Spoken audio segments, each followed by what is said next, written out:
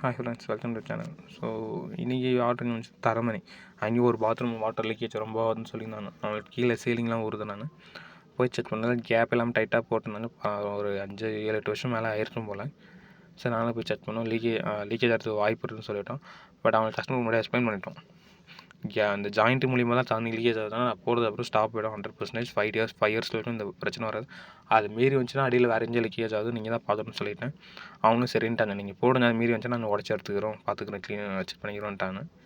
நானும் அது லைன் ஃபுல்லாக ஸ்டார்ட் பண்ணிட்டோம். பார்த்தீங்கன்னா ஃபுல்லாக லைன் ஸ்டார்ட் பண்ணிவிட்டு க்ளீன் பண்ணி வச்சிட்டோம். இதுக்கப்புறம் ஜெரௌட்டிங் போட்டோம். இங்கே பாருங்கள், ஜெரௌட்டிங் போட்ட அப்புறம் எப்படி இருக்குன்னு. ஸோ இது வந்து லேபர் வந்து 3000 லேபர் சார்ஜ் பிடிக்கிறோம் வித் மெட்டீரியலோட சேர்த்து, ஓகேங்களா? ஸோ ஸ்கொயர் ஃபீட் அதிகமாக வச்சுன்னா அது மாதிரி ரேட் வரும்.